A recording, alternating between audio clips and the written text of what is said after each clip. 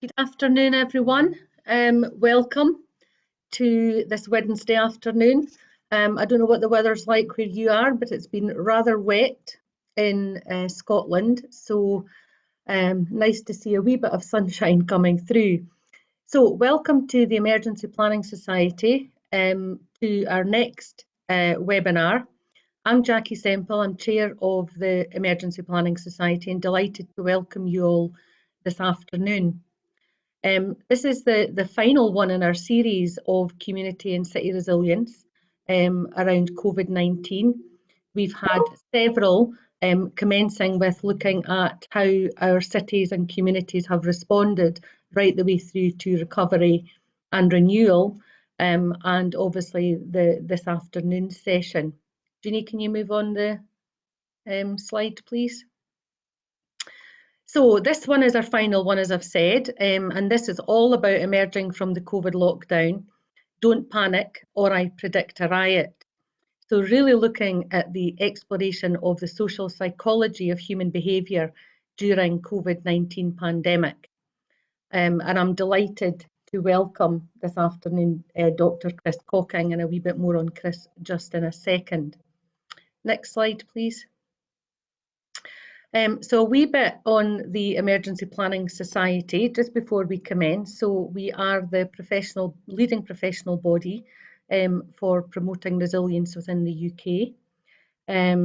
We are all about the voice of the profession, making sure that we represent the views of our members, that we influence the direction of where things are going, and that we actually raise the real core issues that need to be raised with government and other influential bodies. In addition to that, it's about how we support our members through events like this, through CPD, through learning, through research, through academia, and also our students are very, very important to us alongside our wider membership. So what I wanted to highlight this afternoon before we go into this webinar is that our annual conference this year is going to be virtual. So more information is coming out on that very shortly, but the 23rd and 24th of September, if you save those dates into your diary, then hopefully it'll not be a disappointment when we send out what the virtual programme will look like. Next slide, please. So just a wee bit of housekeeping this afternoon. I'm not going to read all of these out, but very quickly, we want to make sure that you understand that the webinars are being recorded. That means that we can share them afterwards with people who couldn't make it, and also the same with the presentations. There'll be a link sent out to you tomorrow, but it won't be active for up to 14 days. During the session, we obviously want this to be as interactive as we possibly can without having the actual verbal dialogue, but any questions can be asked either by using the chat up the side. If you've used Zoom before, there is a chat function. On that chat function, there is live chat for attendees and panellists, and if you want everybody to see it, make sure you click attendees and panellists. If you want just a question to come through for any of the panel or for Chris himself, then there is a question and answer section that you can ask a direct question in there, and we can either answer it live or we'll come back to it at the end of the session. So next slide, please. So just a bit of introduction to Chris. I know that he will do an introduction probably himself, but delighted that we have Dr. Chris Cocking with us this afternoon, and bear with me, I'm looking at my iPad to make sure I get this right. So Chris is a principal lecturer at the University of Brighton, and he has an interest in crowd behaviour during emergencies and post-disaster psychosocial support. So this afternoon he's going to be exploring emerging from the COVID lockdown and don't panic, or do I predict a riot? So I'm going to let Chris introduce a bit more about the session and my, without me giving you anything further on this, because I think he will say it much better. Good. Okay, so without further ado, I want to welcome Chris this afternoon. Delighted to have him with us, and look forward to hearing all of what he has to say this afternoon. Chris, over to you. Okay, thanks, Jenny. I'll start my presentation now. Can you see it okay? I think it's not up yet. Okay. Do I need to share the screen as well? I think so. Okay. Yeah.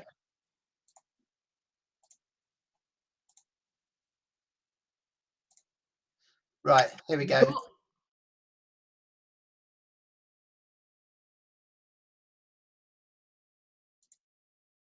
Right, it's okay. Thanks for the introduction.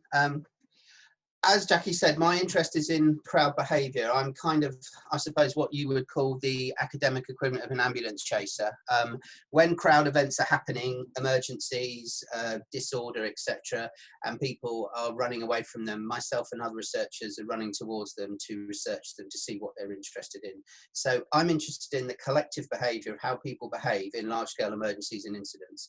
I'm very well aware that there are individual differences between individuals behaving in different crowds, and so I'm not going to speak to that today. Other cognitive and individual psychologists can speak to that in much better detail than me. What I'm interested in looking at is how people behave in collectives, and when people come together with collective purpose and collective behaviour, which often happens in emergencies. So what I'm going to look at in this session, and I had to ruthlessly edit down what I was going to say. So please, if there's stuff I haven't covered, please do pick up on the Q&A, because I could sit here and talk all afternoon, but I wouldn't want to do that. So I've edited it down and put a focus on topical and practical things that might be useful for you as practitioners and interested in emergency management and planning. So it's probably slightly light on the theory. So it's going to be a brief introduction into psychological theories of crowd behaviour, but I'm more than happy to expand on that if I haven't covered that enough detail. I deliberately edited it down so I can focus more on the other stuff, which is the implications, the practical implications that this has for emergency planning and response, because I feel very passionately about getting out of the academic ivory tower and making our work, our research, actually practically useful for those that are involved in the safe management of crowds.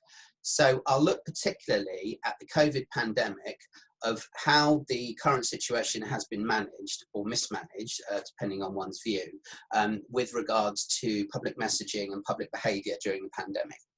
So I'll look in details at some different phases of that. And then finally look at potential issues as we emerge from lockdown, because there's a real fear of increased community tensions and disorder. And if people want, we may be able to factor in a quick break before I start talking about whether or not we should be predicting rioting. We'll see how we go. So that's what I'm going to cover. Without further ado, I will crack on with the content because I'm mindful of time. Okay, so where do we start in the study of crowd behaviour? The study of crowd behaviour is a relatively new social science. It's only been around for probably the last 100, 130, 140 years.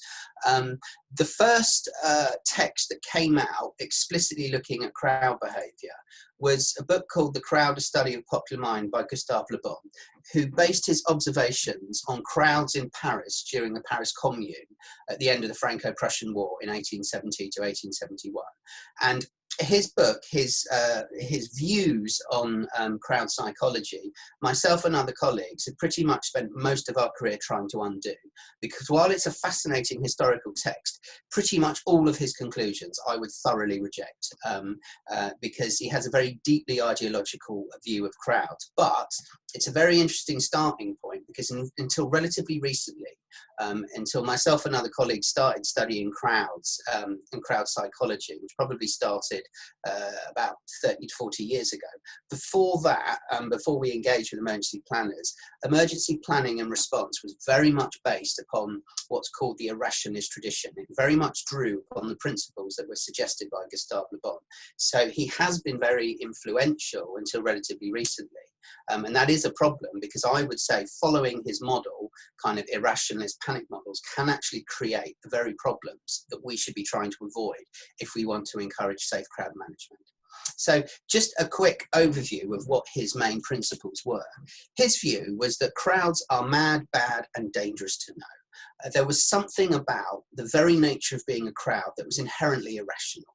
If you got involved in a crowd, he came out with this great quote that isolated a person is civilized, but in a crowd they become a barbarian and they slip a few rungs down the ladder of civilization. They lose their individuality, they lose their rationality, they lose their ability to make sensible choices to this collective mob mentality. And I can guarantee that if there's a major crowd incident, I can guarantee that the press coverage of it, if it's disorderly, will talk about mob mentality. And if it's a disaster, it will talk about panic and mass hysteria. So it's very deeply held views that people cannot be trusted to behave well in crowds.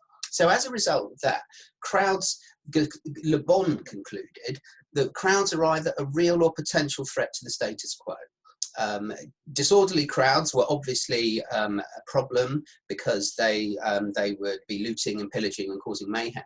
But even peaceful crowds could potentially become problematic. They could become disorderly, or they could become stampeding, panicking crowds at the drop of a hat. It's this old cliche, which I spent a lot of time in emergency management trying to undo, this idea that if you stand in a crowded room and shout fire, you'll end up with a stampede. I'm not saying that we should start doing that. I don't think it's a very sensible or useful information, but there's very little evidence to show that if people are made aware of a threat, they will automatically panic. There's just no credible evidence to support that.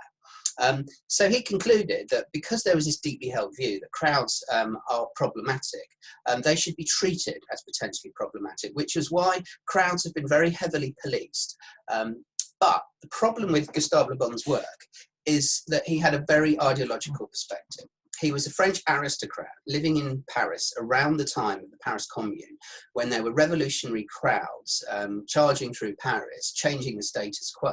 So his wealth, his status, his position, and quite possibly his own life would have been at risk from these crowds. So it's not that surprising that Gustave Le Bon had quite a negative view of crowds. Another problem with the irrationalist approach is it assumes that all crowds are the same. A crowd on a demonstration, a crowd at a festival, or even a crowd of shoppers on a Saturday afternoon in the city centre. Le Bon would argue that there's something about being in the crowd that's pathological, that makes people unable to behave sensibly, and so it ignores the social context in which crowds occur. And what we found, myself and other people that study crowds, have found that while there are some similarities in crowd behaviour, the way that crowds behave are very much governed by the social context. So a celebratory crowd at a pop festival or a religious festival will behave in quite different ways from a disorderly crowd on a demonstration or a riot. And the Le Bonian approach doesn't really separate out all those different possibilities. So what we need to do is we need to consider crowds in their context. Now, because of the reasons that I've said previously, crowds tend to get a very bad press, certainly in the media. As I said, you can be guaranteed that after a major crowd incident, the media coverage of the crowd behaviour is almost uniformly negative. What that misses out, though, is that crowds can often be a voice for the dispossessed, and they can be a force for social change. So throughout history, a common way for people to voice their grievances who don't feel they have any other way to voice their grievances is through crowd events. And in 2011, we had the Jasmine Revolution, where waves of crowd activity echoed throughout the whole of the Middle East, starting off in Tunisia and then spreading to Egypt, Libya and Syria. And all of these started off by mass occurrences of people coming out onto the streets and taking their grievances out onto the streets. Some obviously ended up better than others to do with other external factors and influences and forces, but generally they tended to start off by mass occurrences of crowd behaviour. Now, because of this, because they have a force for social change, those in authority often have good reason to be wary of or even fearful of crowds, because if crowds are a force for social change, they can erode or even overthrow the power base upon which those authorities gain their power and status.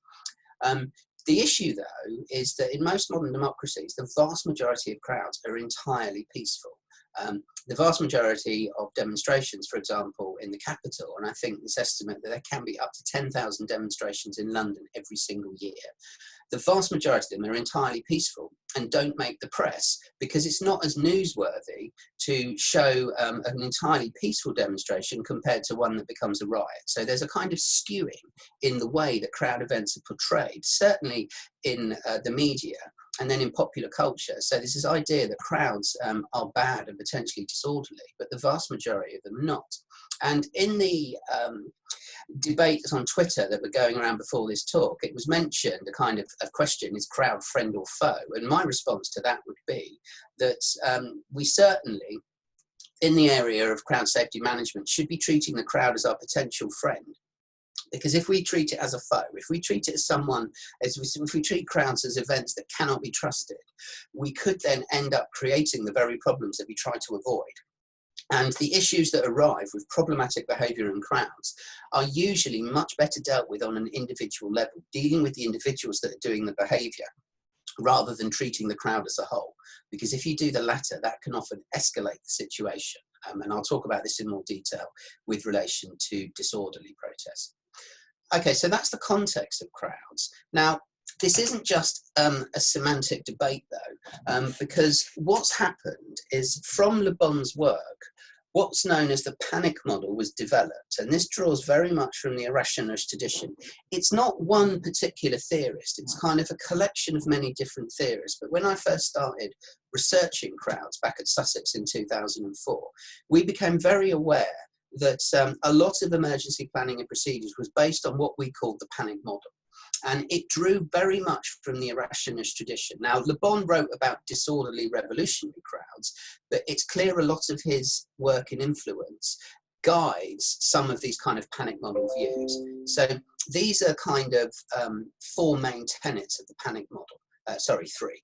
The first one is that in an emergency, you become fearful, and this fear causes the emotion within you to overwhelm your reason. The knowledge of the threat, the knowledge that there's a fire, there's an explosion, means that you are no longer able to make rational, sensible choices. That then means that your collective identity breaks down. You no longer care about people around you, and you start behaving selfishly, pushing other people to get out or trampling people that have fallen over in highly packed crowds. As is cliche that in fires, people will trample over their own granny to get out to save themselves. And then the final notion of the panic model, and this draws very much on a kind of pathological model of crowd behaviour, is the idea of contagion. That if one person starts behaving irrationally or antisocially within a crowd, these behaviours will spread like wildfire throughout the crowd. And this has been suggested with how stampedes happen, or if someone shouts fire, everyone will then start stampeding because one person starts behaving in a panicked or irrational way. And so those are the three main those are the three main tenets of the panic model. I would say that there's very little evidence to support any of those tenets, and pretty much most, if not all, of the research I've done into emergencies, I've found very little evidence for any of those three above. Having said that, though, this isn't just an academic exercise, because there are real implications to the panic model. So it's not just academics are trying to be clever to say we've got a problem with this theoretical model and we want to create a new one. If you assume a panic model in your emergency planning and response strategies, it guides you down a certain path which could actually create more problems for you as an emergency planner. And I'll give some examples here. So for example, if you assume that crowds will panic in mass emergencies, that then means that you see those incidents as a potential public order problem rather than a public safety issue. And your emergency planning strategy can reflect this. So a good example of this is if you look at the photo that is in the top right-hand corner of this slide, it's a still I found from a training video of CBRN incidents for emergency workers. And it's a police officer in full CBRN kit with a machine gun. And this was part of the training still of how you train emergency officers. And I remember seeing other mock-up footage of police officers and soldiers in public order gear with shields, with full CBRN kit on, containing crowds and detaining them, saying you have to stay here because you've been decontaminated. The problem is that shows a real lack of trust to people within the crowd. And if people need to stay in the area to be decontaminated so they don't spread decontamination, research that a colleague who was at the University of Sussex, who's now at Public Health England, Holly Carter, has done on effective CBRN and decontamination responses has found that they are far more effective if you engender trust between the emergency planners and the public that are affected by it. So if people need to be contained in there, to be decontaminated, to be disrobed, to be given new clothes so they're not spreading contaminants, those kinds of messaging to persuade people to do that are far more effective if you have health workers such as doctors, nurses and paramedics persuading people that it is in their own interest and their family's health interest for people to stay there so they can be decontaminated, rather than taking a coercive approach of having police officers and soldiers saying you must stay here. The former is a much more effective way to do decontamination. Another assumption of the panic model is that if you think people will panic, when they are made aware of threats to their safety. So, for example, why people shouldn't shout fire, or they shouldn't be made aware of the threat. That means you then withhold information from them because you fear that people will panic if they're made aware of the threat. Now, there's very little, if any, evidence that I know from looking at research in emergencies that that actually causes panic. And withholding information can actually create problems, particularly with situations such as fires or explosions that might require a quick evacuation. And a lot of studies of fires, of fatalities in fires, have found that people, a lot of fatalities, if not the majority, can be explained by the fact that people delayed their evacuation because they either weren't aware of the threat or they didn't take the threat seriously. So ironically, it wasn't because they was panicked. If anything, it was a lack of panic because they didn't have a sense of urgency to evacuate until it was too late. Now, the final implication of the panic model, and this is a kind of a broader strategic political implication, is that if you assume the panic model, then you will see that the public in emergencies is a problem that you need to manage rather than a potential resource that you can collaborate with and you can work facilitatively with. And I would say it's always much better to look for the potential ways in which crowds could be a resource. And a topic on an aside, because I won't have time to go into detail today, that I've looked into in a lot of detail, is the concept of zero responders, of people at mass casualty incidents coming forward to help out before first responders arrive. And I would say that's a very good example of a very valuable resource that you could draw upon. But if you assume that everyone is going to be too panicked, too frightened, too dazed to do anything, then you neglect the fact that you might actually have that useful resource to draw upon. And so finally, I would say that the Hillsborough disaster in 1989 is a tragic example of what happens when you assume a kind of panic disorder model to crowds, because it's now fairly well accepted that the reason the Hillsborough disaster started and became as severe as it was and wasn't noticed that it was a disaster until it was way too late, because the police initially mistakenly assumed it was an attempted pitch invasion, was that this is what happens when you view crowd incidents as public order and not a public safety issue. And one of the tragic quotes I remember from the original Taylor report into the Hillsborough disaster, the year after it happened, was that previous to Hillsborough, no one had ever died in a UK pitch invasion at a UK football match. At Hillsborough, 95 people died on the day and one person died later. Because they were preventing a fictitious pitch invasion. So it was the mistaken idea of a public order problem that actually created the disaster. Okay, so that's the issues I have with assuming a panic model. What we've done then is, from the research that we've done, we've developed a different theoretical model, which assumes a much more resilient approach to emergencies. So we created what was called the SIMCA, which is the social identity model of collective resilience. It argues that disasters create a common identity in response to a shared threat. So rather than disasters fracturing collective unity, they can actually bring people together. People can develop connections that they didn't have previous to the emergency. This shared connection, it's not just an abstract psychological concept, it results in real practical behaviours. So it seems to be that people then behave altruistically and cooperatively towards others as they escape a common threat. And evacuations are always far more effective if people behave collectively rather than as atomised individuals. Evacuation studies have shown that if people are cast as a group, their evacuation is more efficient and quicker than if they're just cast as individuals. So generally, in these emergencies, cooperative behaviour rather than selfish behaviour predominates. There is a very important caveat here, and this is because I look at the general collective examples of what happens in behaviour. I'm not saying that every single person in an emergency is an absolute hero and there is no selfish behaviour at all, but it is a lot rarer. The norm is usually cooperative behaviour, and if cooperation doesn't happen, it's usually because of specific factors. That could be there's a lack of information, that people are not aware of what's going on and what they need to do to ensure a safe response. It could be physical constraints. So for example, sinking ships that have sunk quickly late at night, people haven't been able to cooperate because the ship sank so quickly, there was no ability for them to help other people before it was too late. Or, and this is a psychological issue that I'll look at later in relation to the COVID pandemic, and what was known as panic buying, is that if you psychologically cast people in competition with each other, they're less likely to behave cooperatively. Now that's a psychological issue, and I'll come back to that later. So these 3 points of the SIMCA are supported by evidence from mass emergencies, and a recent publication that myself and other colleagues who work in this area produced, and I'm happy to provide the reference, it's in the references at the end, but I can send the PDF if anybody wants it. Please email me at my contact at the start of this talk. It offers practical recommendations for safe crowd management of things that people who are involved in crowd safety management can do that will maintain this common identity and encourage crowd safety.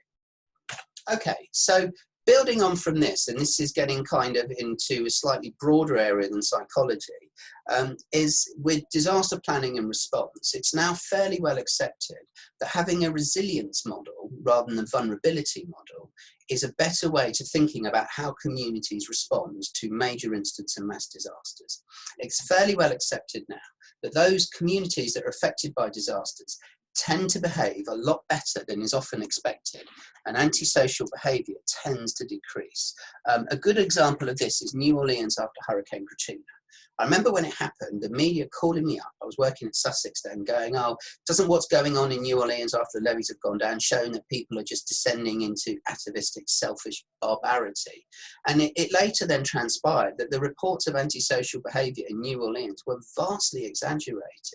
And the crime rate in New Orleans, which is fairly high even at the best of times, actually decreased after Hurricane Katrina hit, which is quite a big thing for a city the size of New Orleans.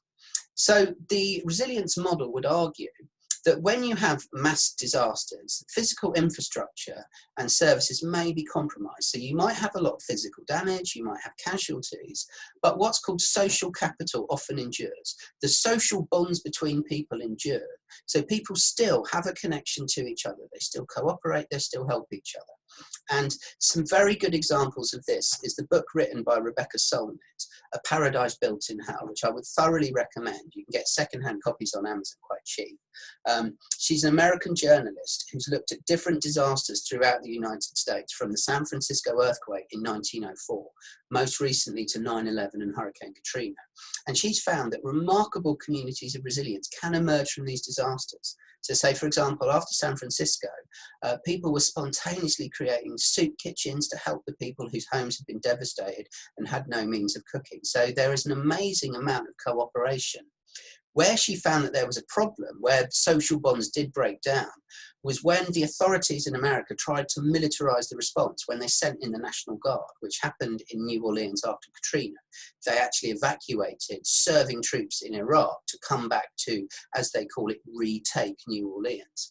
And that can actually create some of the breakdown of social bonds, because there were awful stories of people being shot on sight for being suspected looters, sometimes just on the very basis of the colour of their skin. And so that then caused massive distrust between the communities and the authorities. And in some situations, some members of the communities did push back. So, for example, there were reports of shots being fired at rescue helicopters and things like that. And this isn't any way to condone that behaviour, but that behaviour does seem to be very, very rare, and it seemed to happen in the response to the context that the local community felt utterly abandoned by the authorities, and then the first people they saw who were kind of being sent in so to help were people from the National Guard who were shooting people for being suspected looters. So this breakdown can even become a self-fulfilling prophecy. It can be the response of the authorities, assuming that crowds are going to behave irrationally, that actually creates the behaviour that they're trying to prevent. So I would say the approach to mass emergencies should always adopt a very resilient rather than vulnerable approach.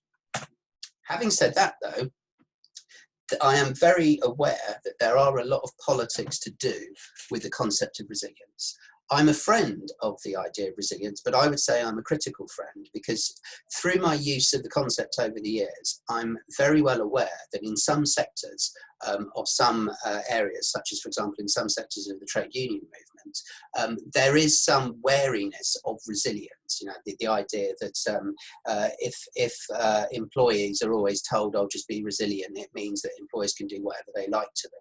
So there is a risk of a rhetorical nature of the use of resilience. So I always make it very clear if I ever talk to politicians, is that my stuff on resilience should never ever be used as an excuse for not taking public protection seriously or for cutting post-disaster support. Because saying that communities and people are resilient to adversity doesn't mean that there won't be serious distress, trauma and bereavement or disruption to people's daily lives. It's the ability for people to bounce back if they're given the resources to do so. And the crucial thing is providing those resources, such as information, such as shelter, such as food, such as cooking material, fresh water. If you don't provide that information, that resources, then people are going to find it much more difficult to behave resiliently. So if I ever found out that politicians were using my work as an excuse for cutting resources involved in community and resilience protection, saying, "Oh, Chris said the community will be all right, so we don't need to invest in that," I would be very, very critical of that and reject any attempt to do that. So also the crucial thing, and this relates to the COVID pandemic, which I'll come back to, is resilience has to have a shared sense of exposure to adversity. For communities to behave in a resilient way, they have to feel that there is an inequality in the way that people are experiencing the adversity, or there is an inequality in the way that funds and resources are being divided up. If communities think that there is inequality in the way that they were treated before, or the way that they're treated afterwards, the notion of "we're all in it together," which is often used by politicians, can very quickly become empty rhetoric. And there's a very good example of that in the COVID pandemic, which I'll come back to.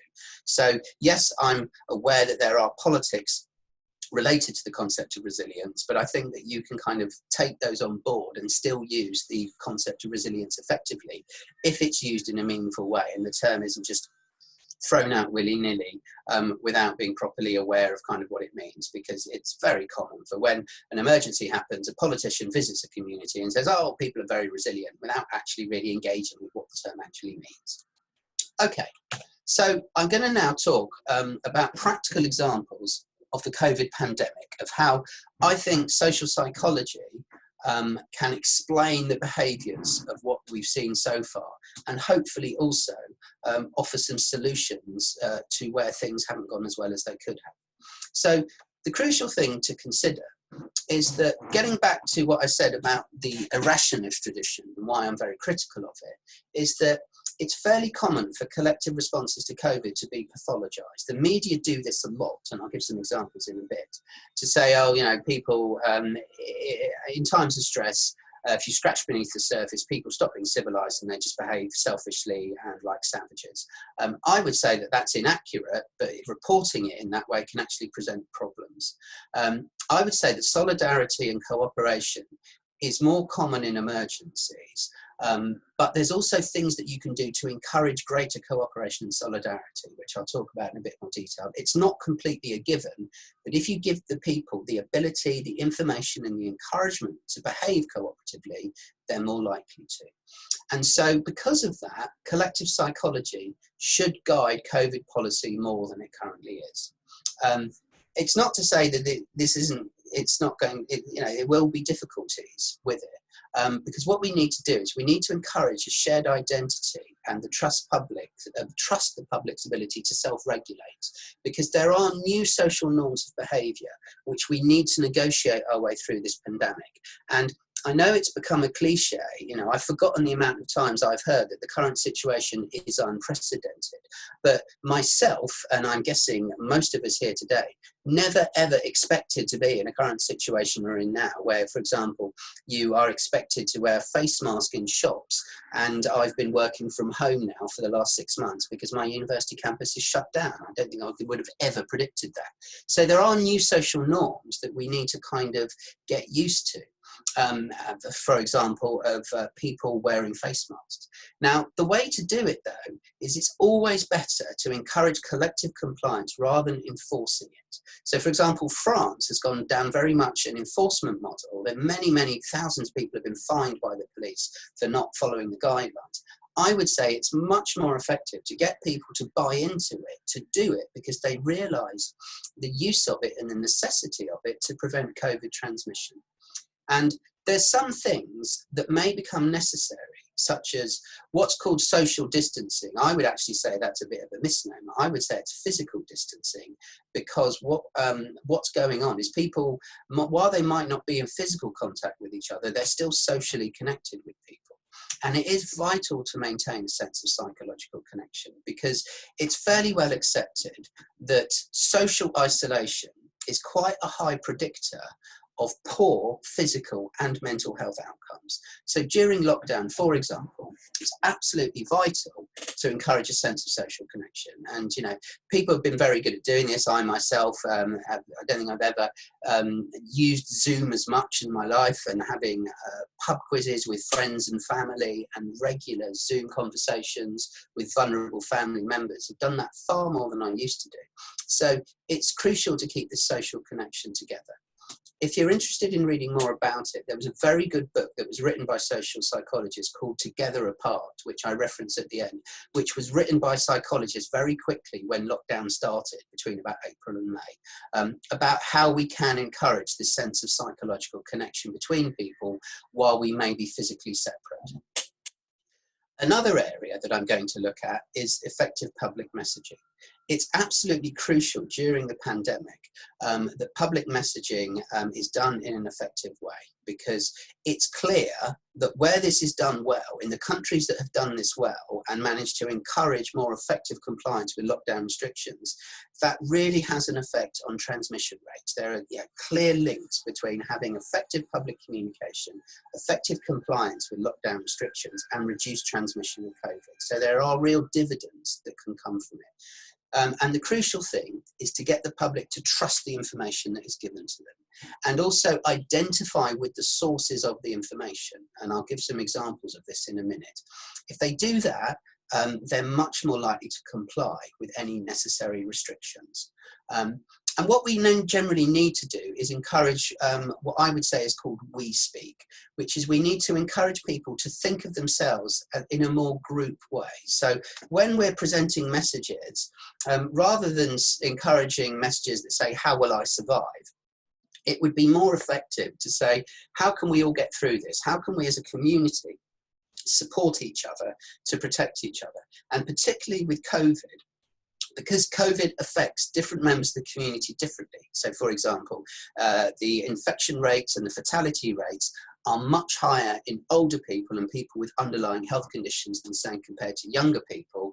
It's vital that we develop a collective identity, so people who might not personally be at risk themselves buy into the idea that I need to do this to stop myself infecting vulnerable members of my family, to make sure that my grandma doesn't get it, etc. So we do need more we speak. Okay, so I'm going to look at different behaviours now that happened throughout the pandemic. So before the pandemic started, before the lockdown started, and it became clear that there was going to be needed to be a lockdown, and the photo at the top right-hand corner was something I found in the Asda, I think the Friday before lockdown. Me and my partner went down to Asda to have a look and see what the shelves would be like. And I saw this. And what made me laugh as well was loads and loads of beer and wine had gone, but there was a massive crates and crates of Corona beer in the middle of the aisle that hadn't been touched. I don't know if they'd been left there deliberately as a joke, but no one seemed to want to buy Corona beer at the time. Now, panic buying was mentioned a lot. It was mentioned a lot in the media, And this is something I do get on my soapbox about. I'm constantly saying to the media, do not report panic buying, and do not call it panic buying in the way that you do. And I'll explain why in a minute. I would say that this is a classic example of a social dilemma. And this is something I've said a lot in interviews. When this happened, I would regularly be called up by the interviewer, by the media, going, "Can you come and talk on the BBC and say what's panic buying? Why are people doing it? Isn't this people behaving irrationally?" To which I would say, no, this is a social dilemma, and it's a well-known phenomenon in social psychology that if you cast people in competition with each other, what is rational for the individual is not in the collective interest. So for an individual, an individual's personal interests might be fulfilled by going to Asda, if you have the means and the resources to doing it, and buying as many toilet rolls as you think that you're going to need over the next few months, and stocking up on loads and loads of packets of pasta and fresh fruit and things like that. The problem is that while that may be in your interest for you as an individual, that's not in the collective interest, because there is not enough supply in the supply chain. So we have a just-in-time economy that means there are not enough resources for people to be able to do that. And not everybody's going to be able to do that anyway, because not everybody has the immediate resources at hand to buy a month's worth of food in one go. And so you could say that on one level, it could be a degree of sensible planning for each individual's family. The problem is, as I said, that this creates a collective problem in that it's not in the collective interest. So it is a problem, and it is an issue that we need to deal with. But if you just label it as irrational, if you just say, oh, this is panic buying, this is what people do in emergencies because deep down people are inherently selfish, it obscures our understanding of such behaviour. And it doesn't help us address how we might prevent behaviour like that happening again. So we've got a current research project going on at the moment where we're trying to explore people who were involved in stockpiling, explore their motivations for doing it and understand more about it so we can advise on how to do effective public messaging to reduce it in future. The problem with media reporting of panic buying as well is that it very quickly becomes a self-fulfilling prophecy. So while you get these problematic behaviours, I would say it is almost guaranteed as soon as the media report panic buying, those behaviours will increase exponentially, because people will see the media footage and they will go, that's going on down my local Sainsbury's, Asda. If I don't do that as well, I'm not going to get toilet roll for the next 6 weeks. So it then makes people get in their cars and run down and do it themselves. So I'm constantly saying to the media, look, this isn't an attempt to censor you, but do not report panic buying, because that's a very selective way to report what's going on. What you could equally report, even though it's not as newsworthy, is the people that are not doing that, the people that are staying at home and saying, I only bought the supplies I need for the next couple of days, I'll wait, and then I'll go and get the next lot when I run out. You could equally report that, but that's less newsworthy. And what we need to do as well is we need to encourage a common identity to avoid competition. So a public message that should have gone out would be, there is enough for everybody if you just buy what you need. That's equally true than saying there's panic buying going on. But unfortunately, that's not as sexy a news story. Okay, so now we're going to look at the lockdown, the first stage of lockdown. Now, before lockdown happened, and I'll come to this in a bit more detail in a second, there was real fear amongst the authorities that people would not comply with the lockdown. So lockdown was delayed. Ironically, when lockdown happened, the compliance was much, much higher than expected. When lockdown happened, the original message that was presented, stay at home, protect the NHS, save lives, I think that's a fairly good message, because that's fairly clear. It's fairly clear what people need to do. And what they also did, and I suspect that this was probably deliberate, was that they got a well-known British actor, Mark Strong, who usually plays the baddie in Hollywood film. He's got a very recognisable voice. Often in films, you'll hear his voice before you actually see him appear on screen. So I wouldn't be surprised if he was chosen because he has a severe, deep voice. He's known as the baddie, and he was a trusted source. People would recognise that voice. People could identify with it, and then be more likely to follow that message. Which was, you've got to stay at home to stop transmission of COVID. So initial compliance was very, very high. And at the time, around the first couple of weeks of March, myself and other behavioural scientists and psychologists became very bemused because there was this concept of behavioural fatigue being thrown around. It was mentioned by Chris Whitty in a press conference, and then it was picked up by politicians saying, oh, we need to delay lockdown because people will get behavioural fatigue. And we were all talking to ourselves going, has anyone ever heard of this concept? And none of us had.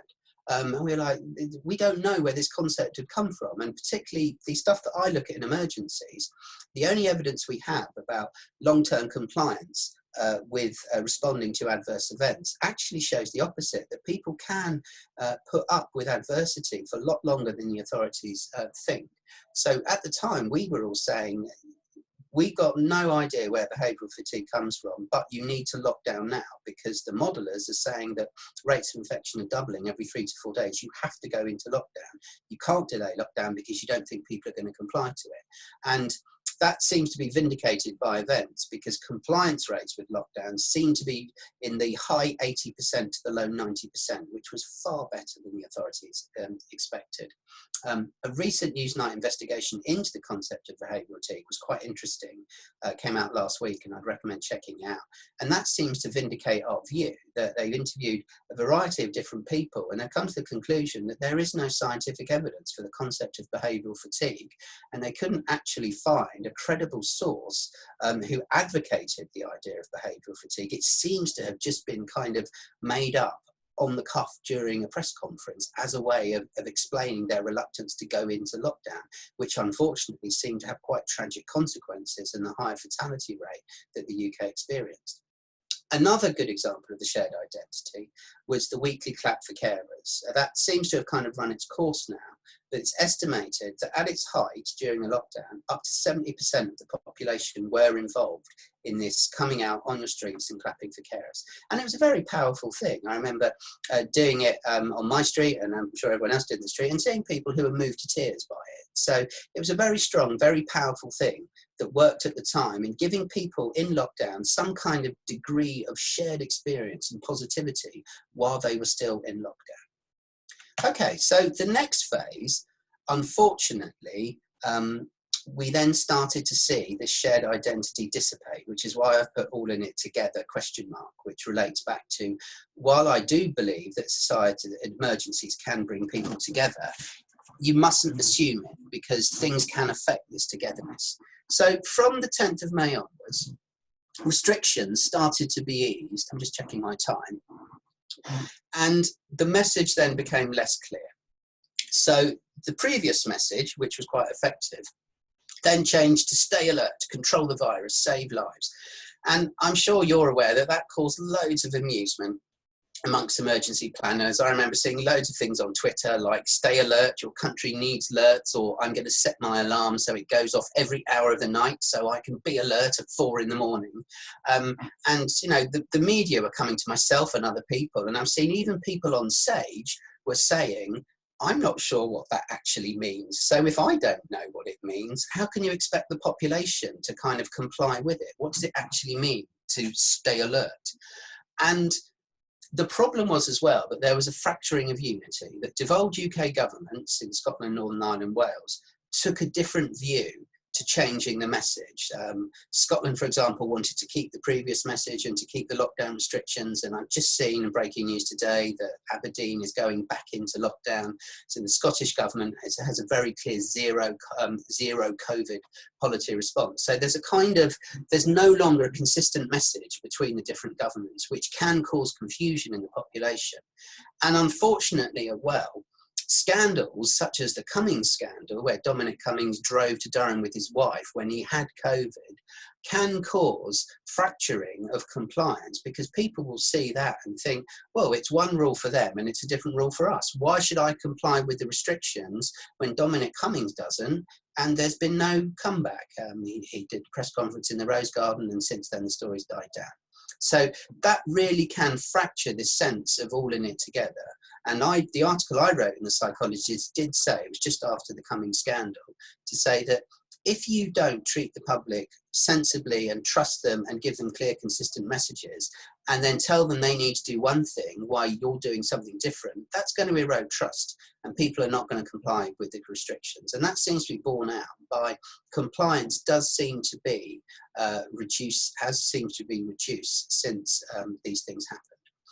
A recent report by British Future goes into this in a lot more detail as well, and makes similar points, and I'd recommend reading that in more detail if you're interested as well. So you mustn't assume this shared collective identity. You do need to work to keep it. Okay, so I'll talk now about current research. At the moment, what I'm doing is I'm doing some research funded by my University Research Urgency Fund, and I'm interested in looking at the mutual aid groups and the spontaneous volunteering that happened during the pandemic. It's estimated that over 3 million people from about 4,000 different local mutual aid groups have been involved in helping vulnerable others during lockdown. And I'm really interested in looking at this in more detail, because one limitation of the previous research that I've done into emergencies is they tend to be big bang one-off events, such as large terrorist attacks, major incidents that happen and cause multiple casualties, but they're over quite quickly. So a shared identity in that situation might be different from an ongoing situation such as the pandemic, where there is no obvious end in sight to the current pandemic. So I'm interested in looking at, does this shared identity that results in people helping others, does that endure into the medium to long term? So far, the answer seems to be yes. And so I'm interested in looking at that in more detail. What's also interesting that's coming through it is people talk very much about localized identities. So rather talking about a national identity or even a town identity. So for example, in Brighton and Hove, the Brighton and Hove Mutual Aid Group, it got so big that it's actually broken down into smaller communities and sometimes even for streets. So in my local area, we have one that's just for a couple of streets. And people are saying that they identify strongest with that group rather than, say, the Brighton group. And so that could be a crucial thing in keeping people involved, because they know the people they're helping. Oh, that's Mr. Jones down the road. He's vulnerable, he's alone, he's in his 80s. Maybe that personal connection keeps the identity stronger. So if any of you have been involved in helping others in the mutual support group, spontaneous volunteering, please do get in touch if you're interested in doing an interview about 20 minutes to 30 minutes about why you got involved. I'd be very interested to talk to you, and my email details at the front. Okay, so I'm just looking at the time now. We're coming up to 46 minutes. Would people like a very quick comfort break before I go and talk about rioting, or shall I continue? What do people think? Jackie, what shall I do? I think if you want to take a couple of minutes, that's fine, and then we'll come back. There has been some questions, and I'm thinking that maybe we could just pause a wee bit, maybe have a wee bit of dialogue, and then continue. Yep. Okay, so shall we say, when my stopwatch, I'm at 47, should we say I'll start up again at 50? That gives us about 2 minutes. Yeah. Okay. All right, cheers.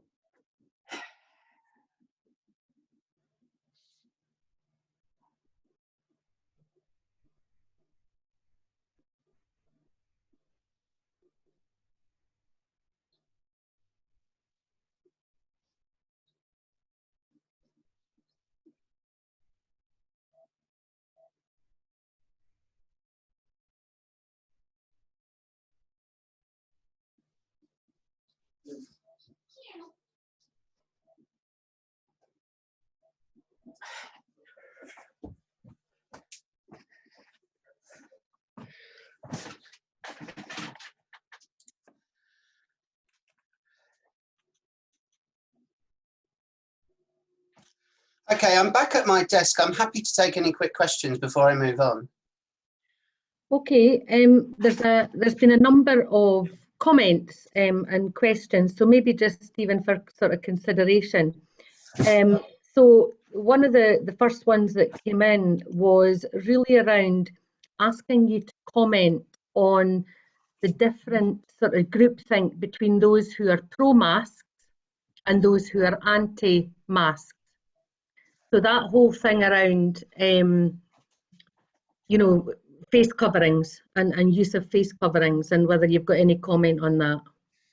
It's interesting because I don't know if the comment was done in the relation of, there was a tweet that went out this morning by Stephen Reicher, who's the top crowd psychology person in the UK, talking about Trump's changed his position on masks. Because previously it was very much the Republicans were anti-masks, and that related to the anti-vaxxer, COVID is a hoax type thing, and the Democrats were more in favour of masks.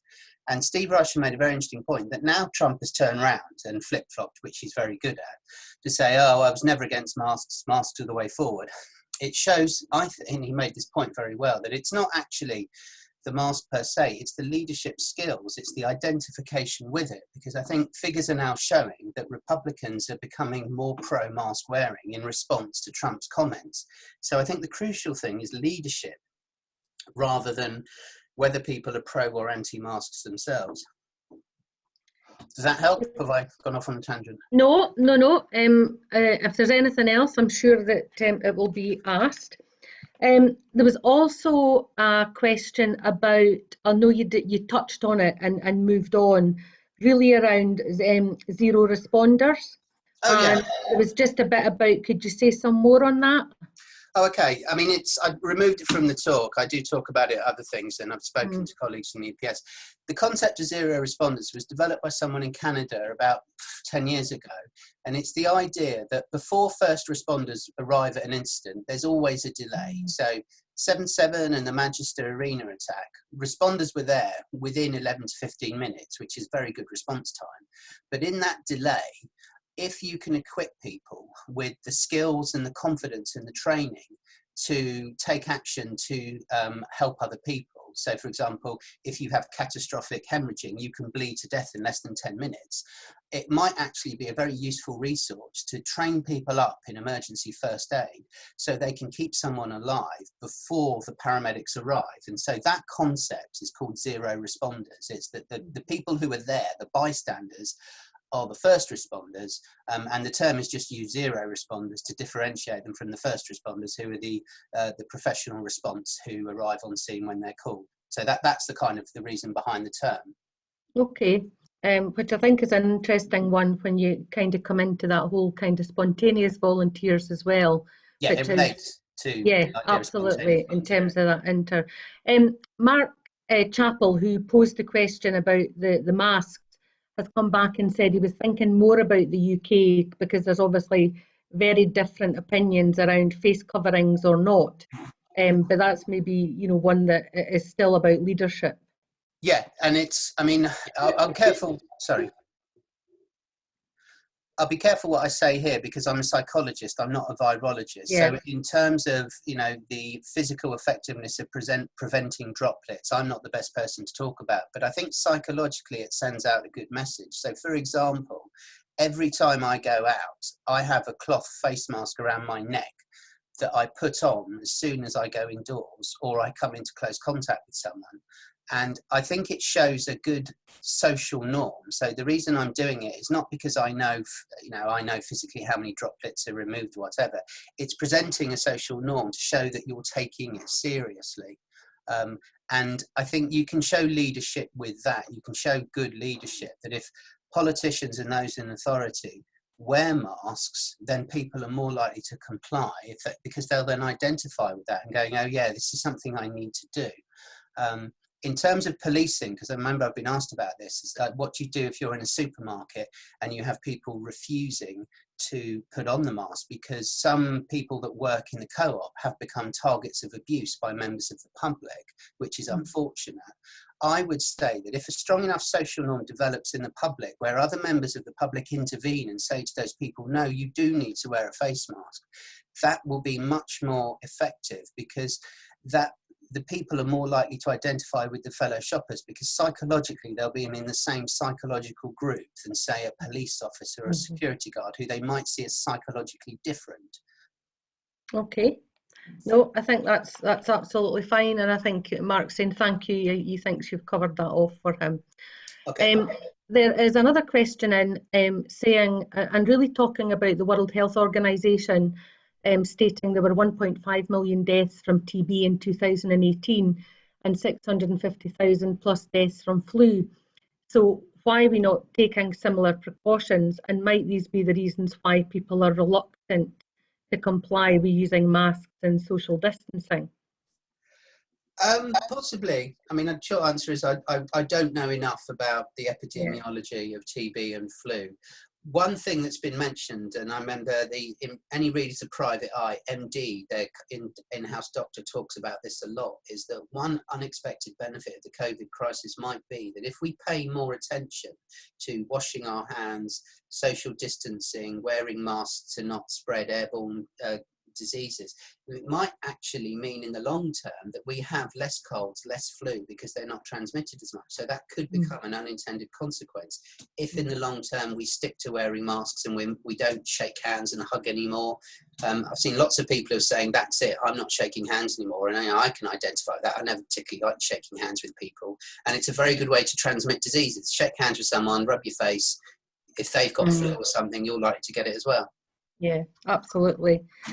And I think the sort of maybe final question around this point is, I guess there's been a number of comments made around the sort of the normalising and preparedness versus selfish or sensible. And I think that's a really, really powerful statement. And I think, you know, probably all of us sat in despair watching toilet rolls fly out of whatever supermarket you go to, trying to get your head around what people are doing. So again, it's that bit about how do you normalise something to get preparedness, but at the same time, there's a bit about, and you've mentioned this right the way through your presentation up to now, is that bit about inequality and, you know, the challenges that we have with inequality to be able to have, I suppose, a level playing field for people to be prepared. Yeah, absolutely. And it's something I spoke about before Brexit, because there were fears about Brexit stockpiling, and it was obviously a different situation. But I remember saying at the time is that if we are going to have disruption of supplies with a no-deal Brexit, you could say it's sensible behaviour to have slightly more dried food and tin food in case supply chains are affected. So get more powdered milk, get more tin food, things like that. Where it might not be particularly useful is to stock up on loads and loads of fresh food that's going to go off and perish within a week. It was a slightly different situation with the stockpiling before the lockdown, because, for example, people stockpile pasta. Yeah. So the situations are slightly different, but yeah, preparation is never a bad thing. Yeah, absolutely. Okay, so that's most of the questions that we've had up to now. So if you're happy to carry on. Yeah, that's fine. Right, so this next section, and I'm more than happy to take greater Q&A at the end, this is about whether or not I predict a riot. We were hoping to get the Kaiser Chiefs, who wrote the song, playing as we came on, but I'll just have to think of that in the background while I'm talking. So a concern that's been mentioned, and again, I get asked this a lot by the media, and this is something that's been discussed on the group that feeds into SAGE, the SPIB group, the behavioural scientist group. Will there be increased disorder? It's always difficult predicting riots, so I always try to avoid doing it, which is why I put a question mark if I predict a riot. But common sense would say that the pandemic could result in more community tension, especially if specific groups are singled out and unfairly targeted. So most recently here, we had the MP, I think it's a West Yorkshire, Craig Whitaker, coming out with anti-Muslim comments saying that it was members of the Muslim community that were not sticking to lockdown that caused controversy, because he rightly attracted accusations of racism.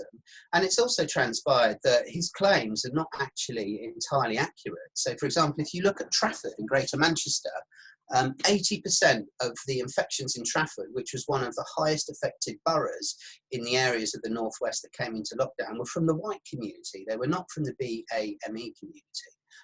So those kinds of accusations are often unfounded. And on a more global level, Trump's refusal to stop calling it the Chinese flu or the Wuhan flu, which is clearly part of a wider rhetorical agenda he has to do with trade tension with China, that can cause real problems because it sows division, it causes division amongst communities. And the best countries, the countries that have dealt with best the COVID situation, and I'm thinking of New Zealand, their Prime Minister Jacinda Ardern has taken a very, very inclusive approach to the COVID pandemic, talking about involving everyone and her needing the help of all New Zealanders and appealing to a very shared common identity rather than trying to divide different communities.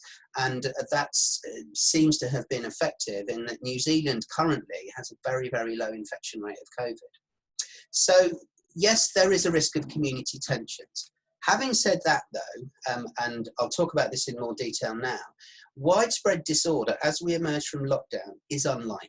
And the SPIB group that feeds into SAGE, which has crowd psychologists on it, such as Steve Reischer, Clifford Stott, and John Jury from the University of Sussex, who I used to work with, they sit on the SPIB that advises SAGE. And the report that was written by Steve Reischer and Clifford Stott, who are experts in public order policing, have come to the conclusion that riots are comparatively rare, and so it is unlikely that we will see widespread disorder. We might see isolated pockets of disorder, and I'll talk about that in a minute. But riots actually are quite complex and relatively rare events. And a question I'm often say, I often get asked by the media, oh, why do riots happen? I often turn it round to them and say, actually, the more useful question would be, why don't riots happen more often? Because in some explanations, you might argue that they would be happening all the time if you took a relatively simple approach to it, and they don't. They happen quite rarely, and that's quite surprising for some sociologists, that they don't happen more often than they should. Now, crowd psychologists would argue that the reason for this is because you need a set of different factors to happen. And if you don't have all of these factors happening, you're unlikely to have collective disorder, because a riot basically is large groups of people coming together, acting as one, as a collective against a shared enemy. And that's quite a relatively rare events. So there's three main factors you need for riots to start. First of all, people need to develop a collective sense of grievance. And the crucial thing is a collective sense of grievance. Crowd events are very unlikely to become riots because individuals within that crowd become upset, become angry, or whatever. And this is why I often get asked about the kind of the agent provocateur, the inciting, the individual troublemakers inciting riots argument. And I've seen very little evidence to suggest the idea that riots happen because individuals within the crowd are able to incite the crowd to do things that they wouldn't have done otherwise. Usually you need people to develop a collective sense of grievance. You need to have a critical mass of people within that crowd believing that they are being aggrieved, and they need to feel that sense as a group. So this grievance needs to relate to their psychological group. It needs to be that not just I am being targeted, but we are being targeted. We as a group are being targeted unfairly.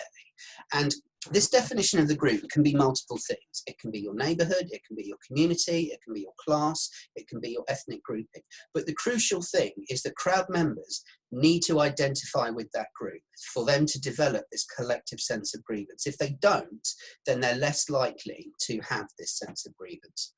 What they also need to do, though, and this is a bit of a truism, but it's often not considered, certainly not in media reporting, is you need to identify an outgroup. There needs to be a source of your grievance. There needs to be another group that is causing your group to feel aggrieved, and then that group needs to become considered a legitimate target for the expression of frustration and anger, of collective anger of that group. If you don't have that identified outgroup, collective disorder is less likely. Now, this out-group can be different things. It could be the government in other countries, it could be the army, it could be counter-demonstrators, it could be paramilitary groups. Most commonly in the UK, it's the police.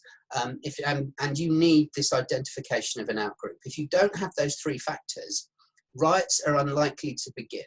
And now what I'm going to talk about is how they spread as well, because we had, in 2011, this was a classic example of how rioting can spread, but also more crucially, of how it cannot spread. Because what's often forgotten is the 2011 riots did spread to some places, but not to others. So for example, there was very, very little collective disorder north of the border in Scotland or in Wales.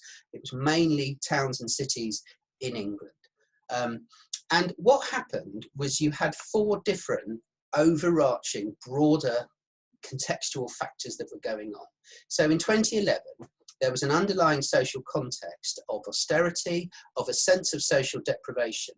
And in some communities, such as Tottenham, such as Hackney, such as the West Midlands, Birmingham, Manchester and Salford, there was a distrust of the police in the communities affected. So there was the underlying social context, but then you also had the contentious trigger event, which was the fatal shooting of Mark Duggan in Tottenham High Street at lunchtime on the 4th of August 2011.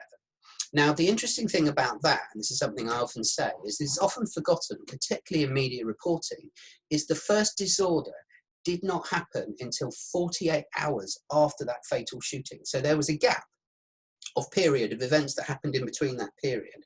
And the crucial thing in 2011 seemed to be the police public order response, that after Mark Duggan was fatally shot, the family clearly were very upset and wanted answers from the police. And there was a protest organised outside Tottenham Police Station in the afternoon of the Saturday of the 6th of August.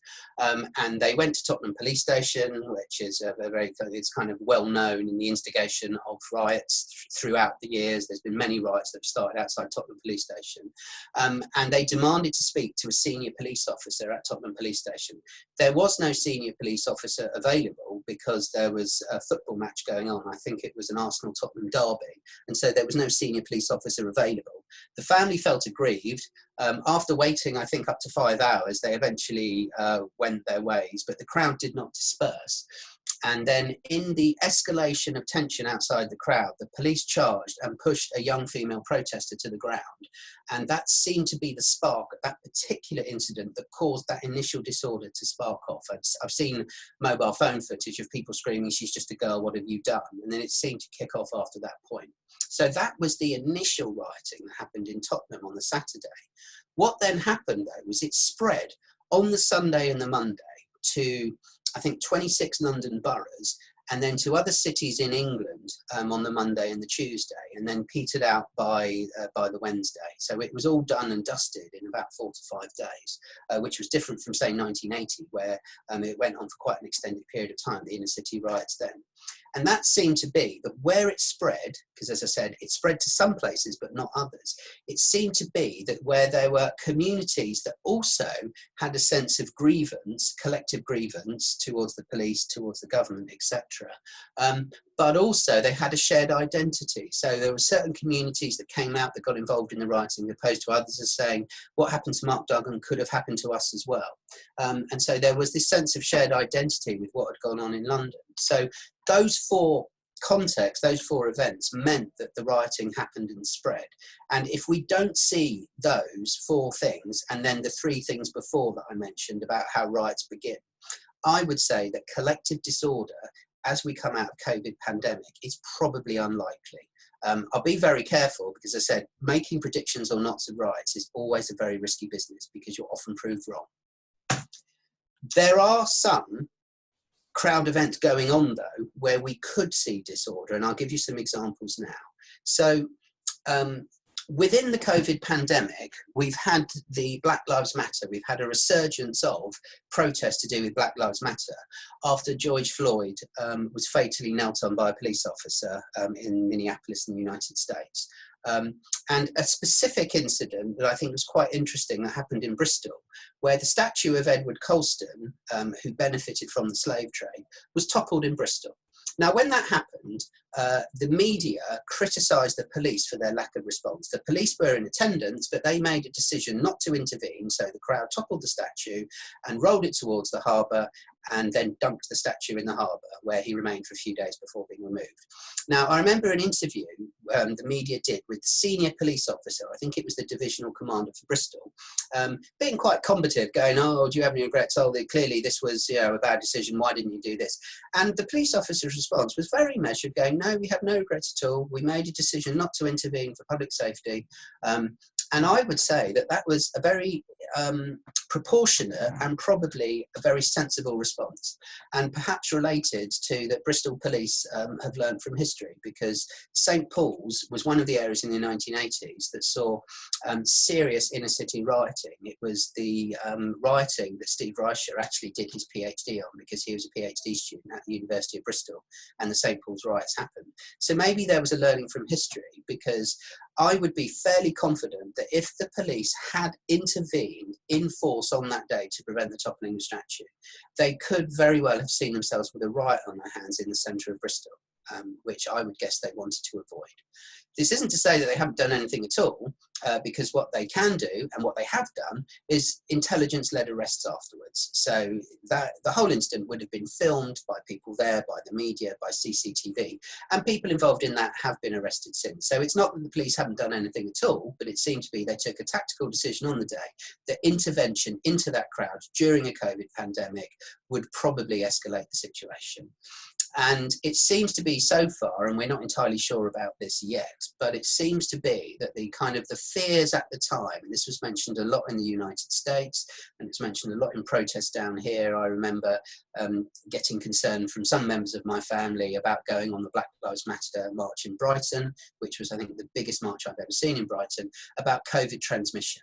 And it seems to be that there hasn't been spikes in COVID that appear to be related directly to those kind of demonstrations. We don't fully know, but it seems to be outdoor demonstrations don't seem to have had a significant effect on increased transmission rates, but it is an area we need to know more about. Okay, so there's that.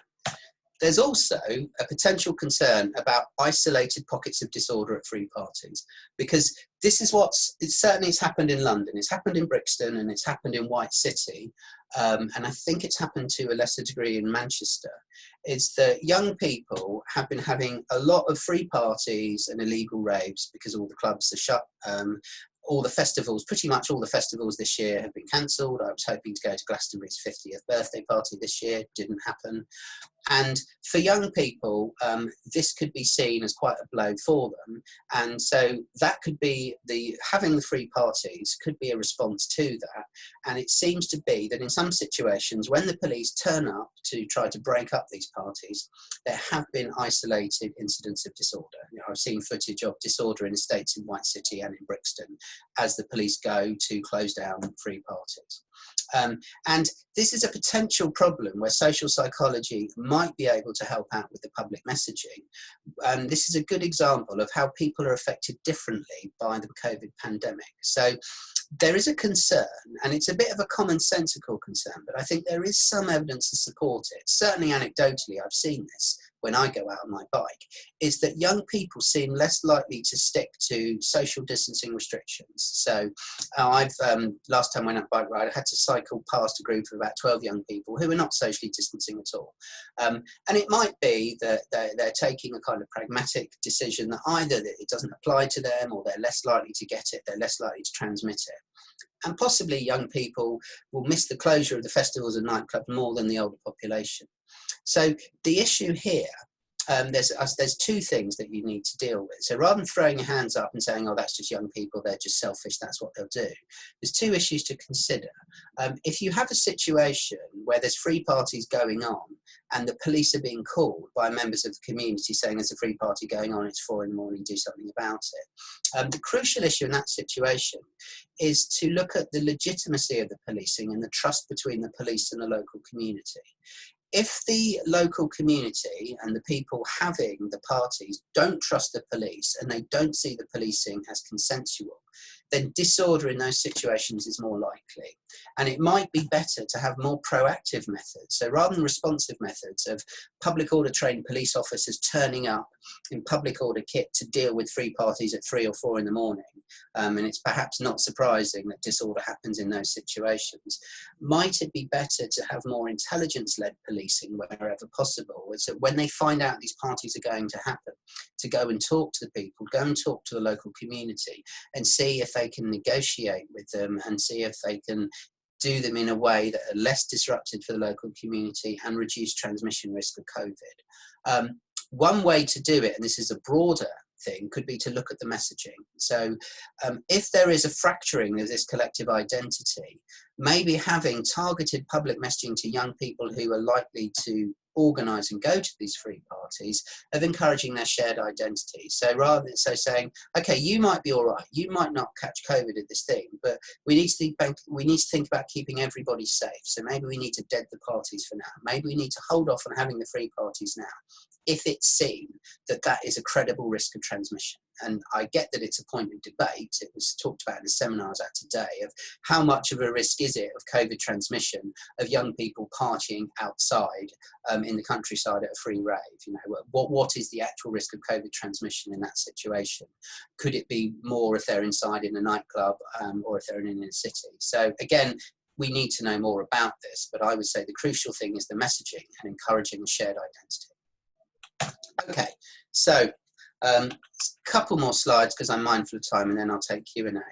Now, there's a real concern at the moment about second waves. So I'm saying this in the context of restrictions have been reimposed in Greater Manchester in the Northwest, and they've just been reimposed in Aberdeen this afternoon. And it's been argued by some, certainly psychologists in Scotland, where Scotland has gone down a different path, that emerging from lockdown too early and then having to reimpose the restrictions because the cases are spiking, that could actually be worse than maintaining the lockdown a bit longer, because it can erode public confidence in adherence to restrictions.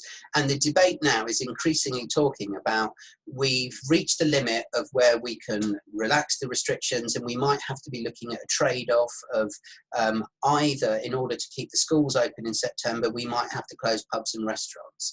And so it might be better, rather than trying to rush for political or economic reasons, public safety reasons, it might be better not to rush and to then really knock the transmission of the pandemic on its head.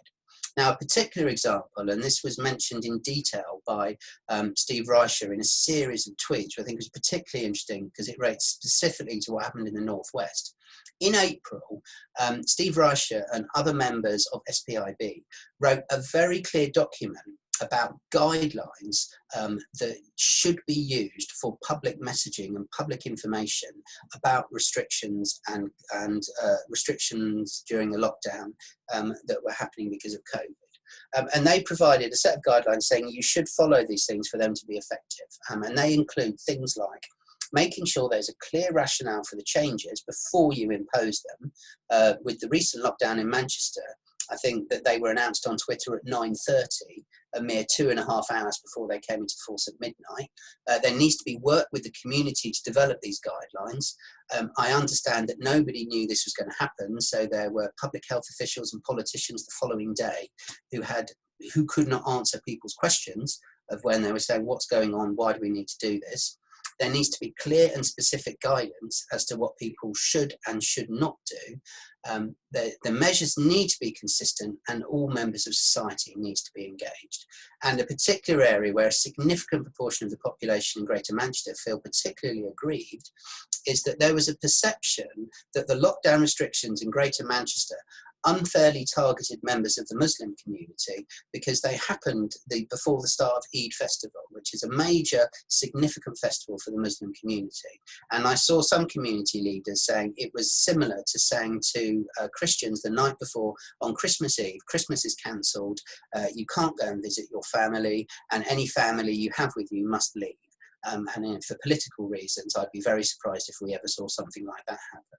So certainly from the scientists that work on SPIB, they're very much of the view that these guidelines that they've suggested are not being followed, which evidently is going to cause problems. Okay, now I'll finish off with a final quick example, before I do take-home messages, of Brighton Beach. So this weekend, I was contacted by the media because they were concerned about stories in the media of tourist spots being overwhelmed by crowds. Now, I'm not disputing that this isn't an issue. So, for example, Cornwall has had a lot of problems, and I have family in Cornwall, I'm half Cornish, of popular tourist spots in Cornwall on the north coast, such as Newquay and Perranporth, being overwhelmed by crowds. And the local facilities, particularly, like I know the town Perranporth because I've got family there, the local facilities in the town are not extensive, and they do struggle to accommodate the amount of tourists they get. They're good for the local economy, but there's only 2 co-ops, and socially distancing in those 2 co-ops on the high street can be very, very difficult. So there are genuine concerns about popular tourist spots being overwhelmed by crowds. Having said that, though, I would argue very strongly there is a lot of media sensationalism of this, particularly in Brighton, because this weekend just gone would have been Pride weekend. And Pride, Brighton Pride, I think it's the biggest one in the country outside of Brighton and Manchester. Outside of London and Manchester. And it used to be the biggest free one before they started ticketing it. So Pride weekend in Brighton was very well known for being very, very busy and very, very hedonistic. It would be quite common for the population of Brighton just to descend onto the streets and drink Prosecco from midday onwards. I've certainly done that.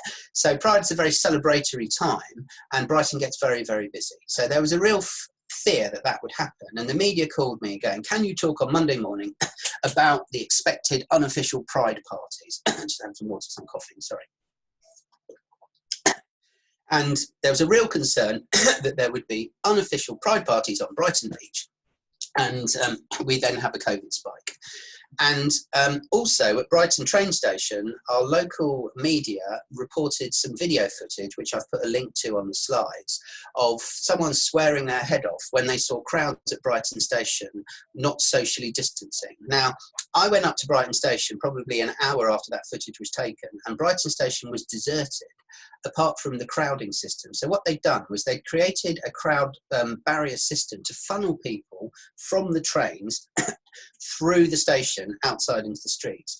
And the unintended effect of that was that the large concourse at Brighton station, probably 75% of it was no longer able to be used by crowd members, and they were funneled into this narrow filtering system, which meant that it was very difficult for them to socially distance. And that's what's appeared on the footage, rather than perhaps taking a dynamic risk approach, which is there's not as many people coming on the trains as we'd expected, because Brighton was nowhere near as busy on a normal Pride weekend, and then removing the crowd barriers. And so it kind of, the crowd management that was put in place, I would say actually created the inability for people to socially distance. I had a quick look down at the beach, and that's a photo I took from the beach to show that people, while there were some people on the beach, they tended to be socially distancing. And an interview I did on BBC Radio Sussex, and I normally in those situations have a go at the media for reporting it sensationally. The journalist actually ended up agreeing with me that you can doctor photos, and if you take them with the right zoom lens, you can make the crowd look much more dense than it is. He actually raised that point to me, which I was quite impressed with, because yes, people do tend to socially distance if they can. So again, I would say that this was kind of a moral panic that the media have, and generally people can be trusted to behave better than they often are. Okay, so final take-home messages, and then I'm more than happy to take Q&A in the time we have left. So I suppose there are 3 main messages that I would suggest from my talk. First of all is that irrationalist models of crowd behaviour are outdated and not supported by current evidence, and they should not be used in emergency response planning, and certainly not used during the current COVID pandemic. I am finding increasingly that when I talk to emergency planners, I do tend to be preaching to the converted, and I'm increasingly finding that people are going, yeah, we get what you're saying. And so it's less of an issue than, say, 20 years ago when I first started researching this area. It seems to be fairly well accepted in emergency planning circles that panic models are just not useful, and they can actually create problems. Second take-home message, the risk of widespread civil disorder as we emerge from lockdown, I would suggest is very unlikely. Not saying that there won't be the opportunities for increased tensions and possibly even isolated pockets of disorder. But the best way to respond to these situations is through consensual and the perceived legitimacy of policing. That's the best way to deal with it. And that's proactive community-led policing rather than reactive public order policing. And then finally, I'm not making claims that no one ever behaves selfishly or competitively in emergencies. It can happen, but the best way to deal with that is, rather than throwing your hands up in the air and saying, oh, that's human nature, there's nothing we can do about it, is to provide effective public information campaigns, appeal to a shared identity in the public. This has genuine effects. It's not just vacuous kind of rhetoric. If you appeal to a collective identity and encouraged people to behave in a cooperative way, they are more likely to do it. And also the media really do have a role to play in this, and I'm constantly saying this to the media, is stop the sensationalist reporting in emergencies, because they can very quickly become self-fulfilling prophecies. And one thing I'm often saying to the media is just stop using the word panic buying. Do not use that term because it's not accurate and it creates a self-fulfilling prophecy. Okay, I think I've said enough now. I'll stop talking and do Q&A. There's a couple of pages of references. A lot of these can be accessed online, but if you can't access any of them, I'm more than happy to share the PDFs with you. So please email me if you want any of the PDFs of the references. But thank you for listening, and I'm happy to hear any questions or comments you have. Okay, thanks for that, Chris. Really, really interesting and really insightful into the research that you've done, but looking at that whole journey over the years from the Le Bon right the way through, and sort of really starting to think about what we've seen and understood to be the issues, rather than maybe actually what is happening down at the coalface. So yeah, I think there's a number of things to probably pick up. So what I wanted to, there's a couple of questions. And before I lose this one from, hold on, from Monica, I've just lost it. One thing I would change. Yes, what is the one thing you would change to further understanding of collective behaviour at policy level? Stop thinking that crowds will panic. Trust crowds more, I suppose. That would be the overriding message. Okay. So let's see if there's anything else on this side. I've got a few written down that I took from earlier. Yeah, a lot of common themes coming through around media, isn't there? Communications management, social media management, the whole thing about responsible media and the role that that plays and the challenges with that. So yeah, absolutely. You know, you can take a story out of anything if you take the context and put it in wherever you want to do it. So so there's a question here about, what do you think the impact of unclear messaging will be with the public and business cooperation if there's a second national lockdown? It could erode compliance. So I would guess, and again, I have no inside intelligence whatsoever, so this could be a completely wrong prediction. I have a feeling that a second national lockdown is less likely, and we're more likely to see local lockdowns. And the crucial thing with the local lockdowns will be, you need to consider two things, would be to get the community that's under lockdown to comply with it.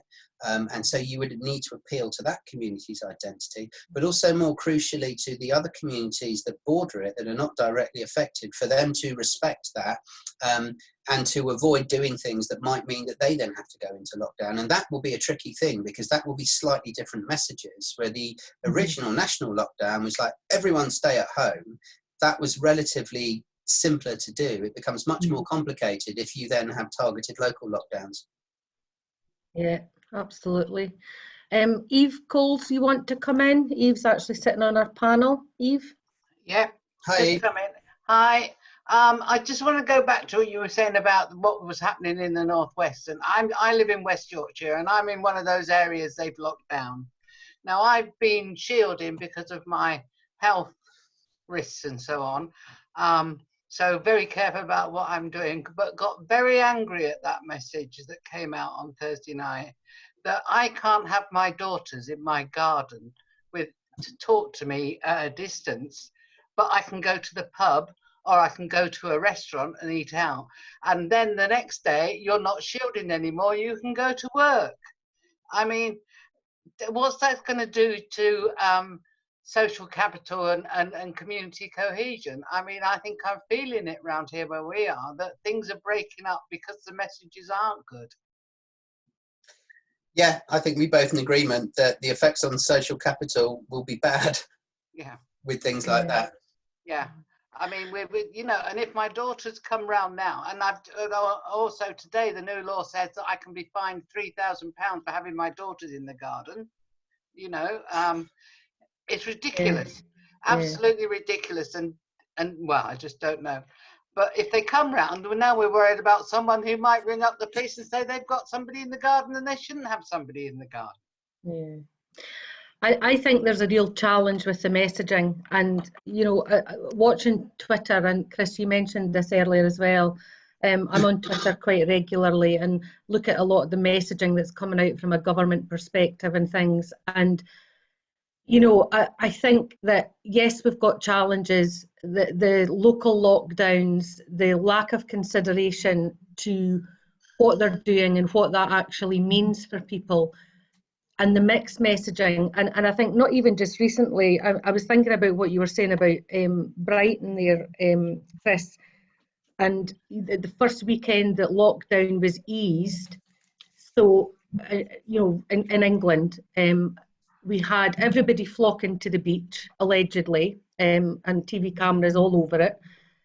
But the other side of that was we hadn't considered the waste elements. We hadn't considered that the toilets couldn't reopen.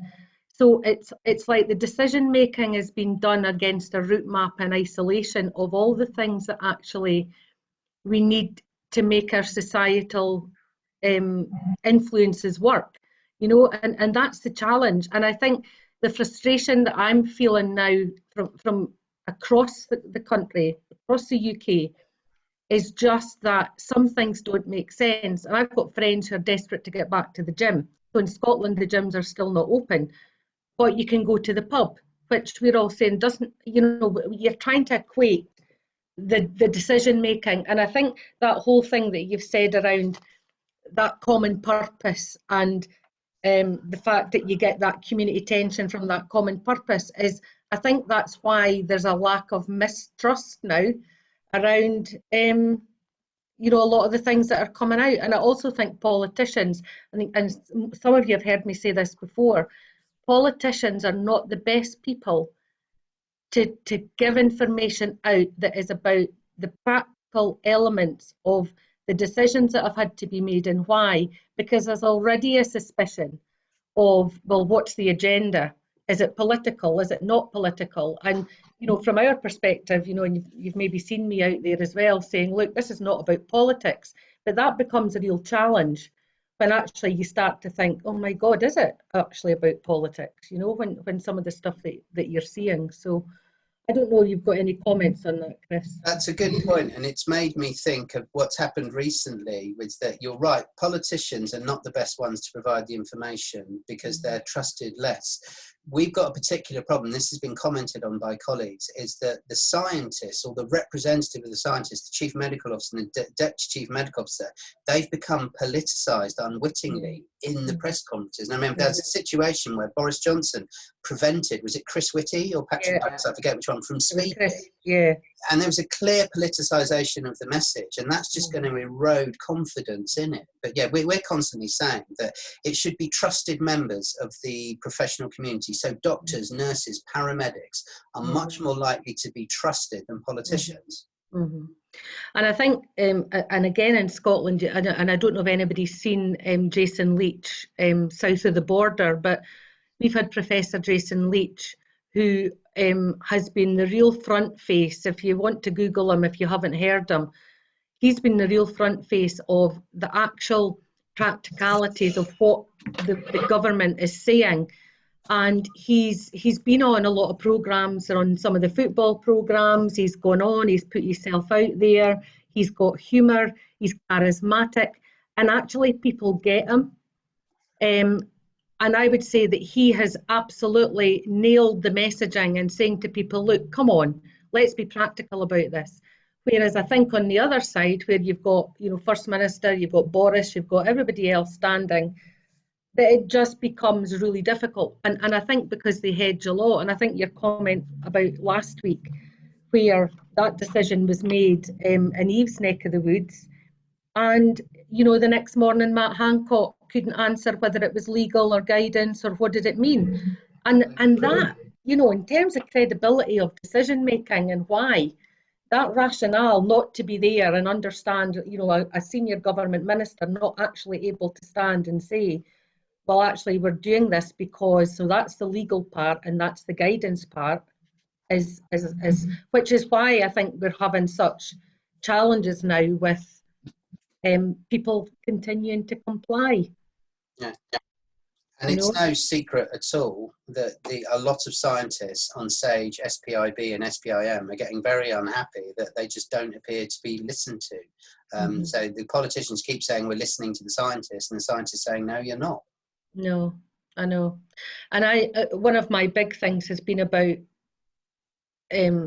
experts like ourselves actually being able to be at the table and say, because it is about what's happening at a local level. If you don't understand what's happening at a local level, how can you make decisions that people can follow at a local level? So it's about local and action. And, even all the leaders of the local authorities and things over the last week or so are saying, no, we didn't get any warning of that. We don't know whether that's a rule or whether it's not. So even in terms of the government messaging, that sharing of information at a local level with the statutory authorities is not there. And, I think, we could go on and on about that, but it's a really interesting one. Jackie, I mean, in talk of fracturing, how society is fracturing, what I've noticed in the reports in the papers today about certain local authorities, Calderdale, Kirklees, Blackburn with Darwin, have actually set their own track and trace in place in response to the government one not being able to do what they're doing. They're taking it in hand themselves without any thought of the government to actually go round. They've got people who can speak the languages that you need to speak in these areas. And they've taken that on board themselves without any reference to the government. And I think, that brings in a lot of, what had been identified learning, and Chris, and you've said right the way through all of this, that, the difference is not just about crowd, it's about the inequalities and how people have perceived that power previously. And I was thinking about, I think Matt Hogan's on the call, but, I've heard Matt talk frequently about the lack of trust in any authority around Grenfell for exactly those reasons, and the fact that it really had to be local voice and action that has driven that different agenda. So, it's all interlinked, isn't it? So there's some questions here. How do we actually get public buy-in for a specific area or locality within a county that isn't experiencing the same high infection numbers? With relation to what, I'm not sure, asking them to comply with lockdown or something else? Yeah, I mean, I think it's if you're trying to get public buy-in for a specific area or locality within a county that maybe isn't experiencing the same high infection numbers. So I guess it's that chicken and egg, isn't it, where we're saying to people, continue with the hand washing and the social distancing, but at the same time, I guess if you're not in lockdown and you don't have the high infection rates, it's that complacency. And I'm not sure there's an answer to that one, to be honest, because the public messaging about, Yeah, because they might say, well, why should we? I suppose one way to do it, and this is probably more commonsensical than led by social psychology, is to appeal to that community and say citizens of this community to avoid going into lockdown. You need to do this because, say, for example, I don't know, if they border a community, I wouldn't be as stark as saying, don't become like Manchester, because that's divisive, but it could be to help out your community and to help others continue doing this so you don't then have to experience the restrictions as well. There's some great comments up the side before I come to another couple of questions. you know, just about that whole area of authority, and that doesn't have traction anymore because, you know, communities themselves want to have that voice at the grassroots, and that whole community sense of what that is, regardless of what your community is, it's that community of interest, isn't it? And Matt has come on and said that, you know, so much about what you've said has resonated about what he's seen at Grenfell and around the preconditions of where people were prior to the fire, but how contributory that was. Yeah. Does Matt know that there's a PhD student at Sussex doing their PhD on Grenfell and on community response to it? It's a PhD right. John Drury. So I'd just say to Matt, get in touch via John Drury if you're interested, because she's producing some very interesting stuff about how the community of Grenfell has responded. Yeah, that's great actually, and you know, that would be really interesting for us to hear a bit more about that as well. So that's really helpful. There's also some comments about the real learning for emergency planners is that the government wishes to have control in a centralised model. So thinking about Salisbury, etc. And plans have been prepared, sort of conscious of new political paradigms. So I think that shift of centralised control versus that local control and subsidiarity becomes really difficult. Because I'm not sure that sort of that's been picked up at a central level. Yeah.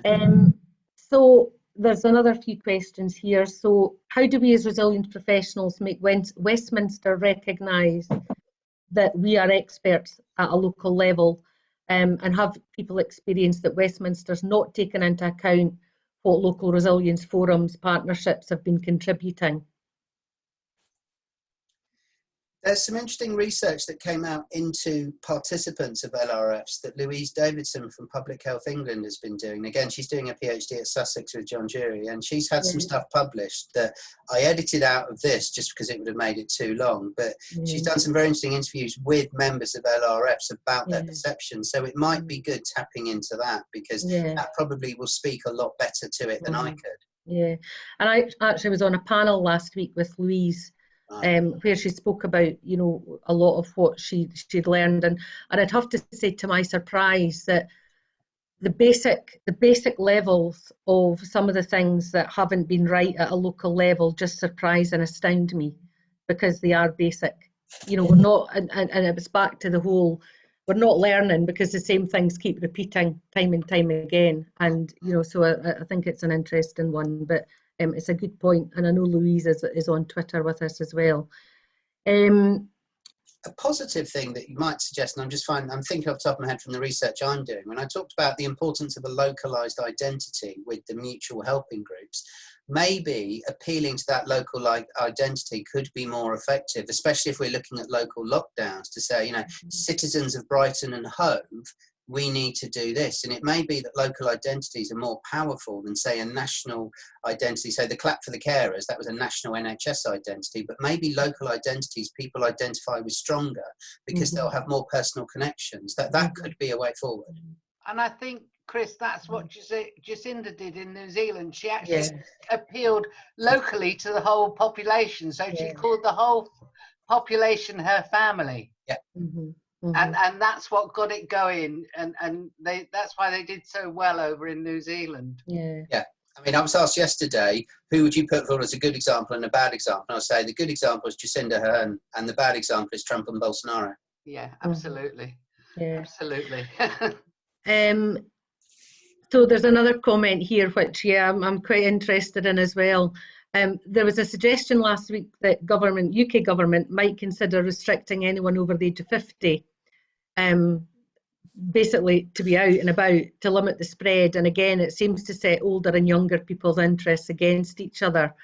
I think that's a really interesting one as a 50-something thinking, yeah, right, that'll happen, you know, and I think that that's, you know, if somebody was to say to me, well, actually, because you're over 50, we're telling you to stay in, I'd be like, on your bike, you know. And that we're going to have reverse ID checks. Yeah.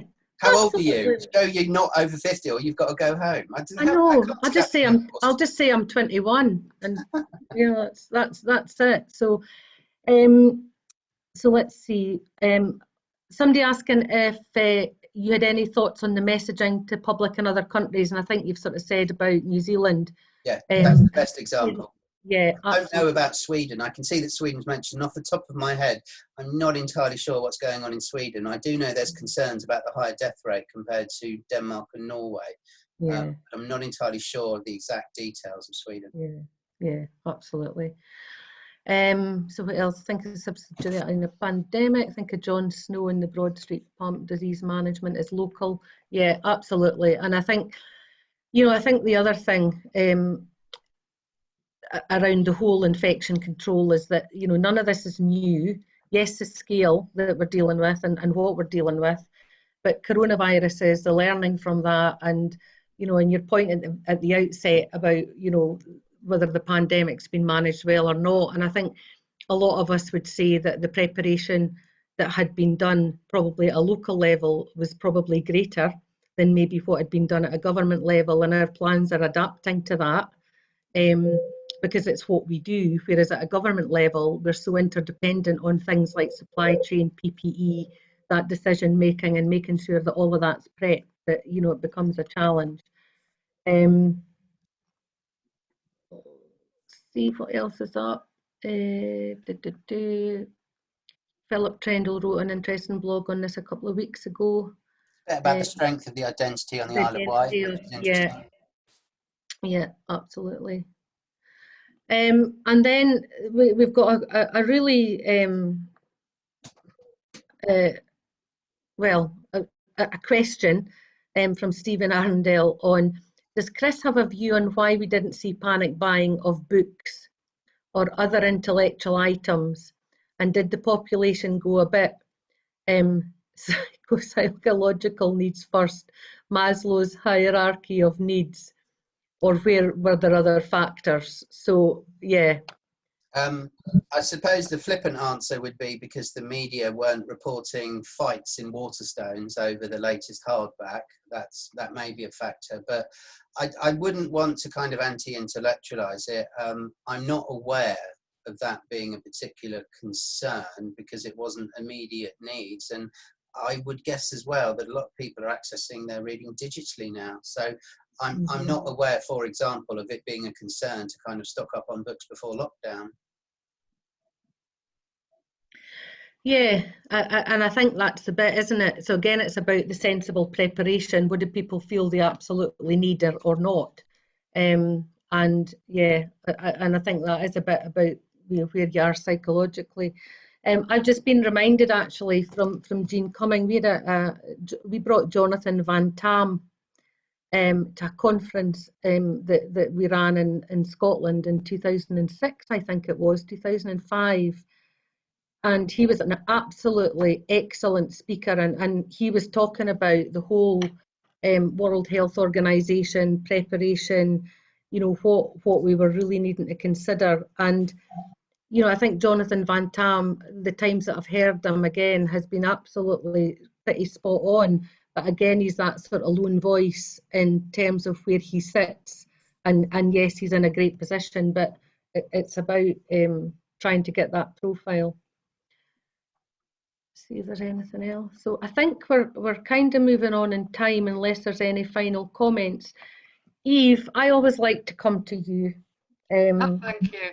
No, I do, because I think not just because I love to hear the rants you have, because they're always really good, but actually just in terms of that whole, because I know that you're looking every day at the whole academic stuff that's coming out and keeping an eye on what's out there, and just any sort of final thoughts from yourself on where we are and what you're thinking.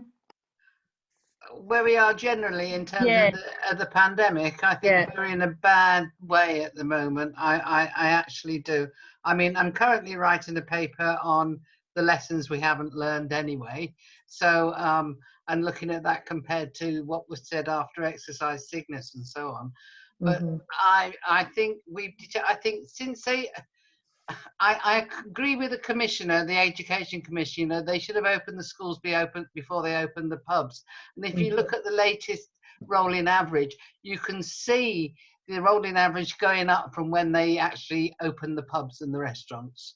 And I think that has a lot to do with it. And I think they've got a problem on their hands because they can't, or they're not shut it, they won't shut them back down. And people are going out. Some of the pubs and the spikes that we've had here in Bradford, for instance, have come when the pubs opened. They expected the spike, and the spike came when the pubs opened. And it's been continuing to go on. They've had to have police out to some pubs to move the crowds out. And people seem to be going, I don't know, I'm going to use the term bananas. They're going out and drinking and not being sure enough, or some people are doing that. And I worry about that getting worse.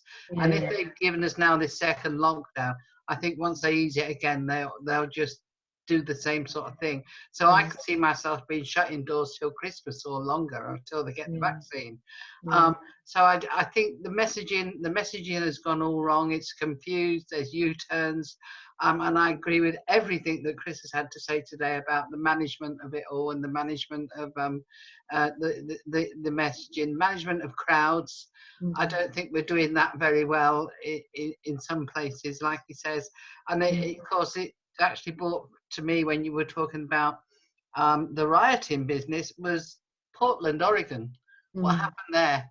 You know, as soon as they sent the federal troops in, there was this sort of violence towards the troops. But as soon as they took the troops out, they went back to peaceful demonstrations. And that spread across the US. And I can see that thing happening here if we're not careful about what we're doing. I think, you know, all of these webinars that we've done there's been a common theme right the way through them all. And it's one of the things I think maybe as planners that we really need to think about. And that's the bit around how we assess and think about inequalities. You know, and I think it's, so whilst in a lot of our organisations, so that, you know, there's people in my day job who are dealing with, you know, poverty and deprivation and the service delivery and how we're dealing with a lot of those disadvantaged communities. But I think as planners, listening to what's been said, and right at the very outset, where we had Donald Kettle on, and he was talking about the Black Lives Matter and COVID and how they are so interrelated. And what you've been talking about today is that common consensual theme of how people actually are bonding together through those things, and the voice that people have felt they've needed that they've not had. And again, just the Black Lives Matter campaign, if you like, has given them a bit more of that voice, but how it's linked to the COVID outbreak as well has been fairly significant. And, you know, just again, thinking about what you've said today around the Black Lives Matter, the authority around that, and police, and how people are feeling targeted, and inequalities, and, you know, and I do think there is something about all of the things that we deal with now. You know, we put measures in place to be able to deal with things, and, you know, and I've been quite open and said, you know, I've looked at my own plans, and for my organisation and that of the Resilience Partnership, we've had a real look at them, and actually they weren't that bad in comparison to probably what we'd thought about. But the things that we hadn't really thought about are the things that are really too difficult, that we're now having to think about. The lockdown, what does it mean, the crowds, you know, and that whole thing that you've raised, Chris, around crowds sort of being safe for public disorder, and that whole kind of balance of how do people perceive that, and thinking about my own police colleagues at a local level who have been very, very engaging right the way through lockdown to try and say to people, look, let's be sensible, and have had a really proactive community policing approach, versus the kind of, well, there's no point in actually trying to enforce because you're not going to get anywhere with anybody. And I think it's interesting now because there's a whole review of where we are with the Coronavirus Act and what sections of that they want to continue or not, and the bit about what they want to make mandatory, and even things like the flu vaccine is being discussed ahead of winter. and for some sectors saying, well, do we make this mandatory? And it's this sense that actually if you make something mandatory that everybody's just going to do it.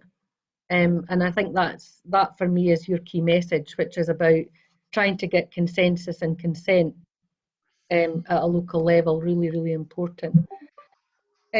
So Chris, final words from you before I sort of just say goodbye to everybody. I can't think of anything other than that's probably a truism. I'm probably preaching to the converted, but treat crowds well and they will behave well. Yeah. Finish off. Yeah. Absolutely. Yeah, no, thanks, Chris. Another great session today. I would really thank you very much, Chris, for giving us your time.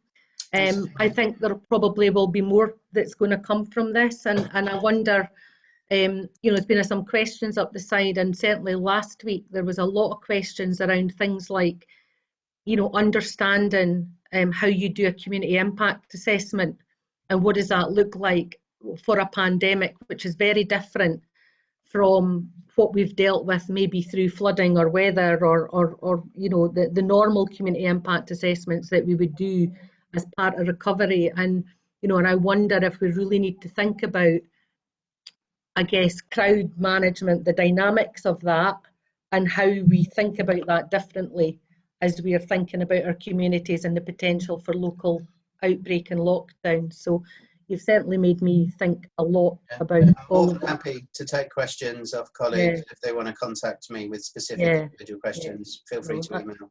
Thank you. So that's us hit 4 o'clock. Thank you all very much for joining us.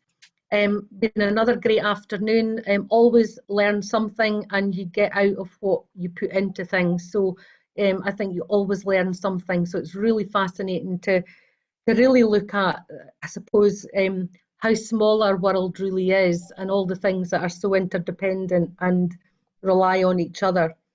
So stay safe, have a good week, the rest of you. I'll see some of you hopefully in the huddle tonight. And goodbye. Thank you very much. Thanks, Chris. Cheers, Em. Bye. Thanks. Bye. Bye. Bye.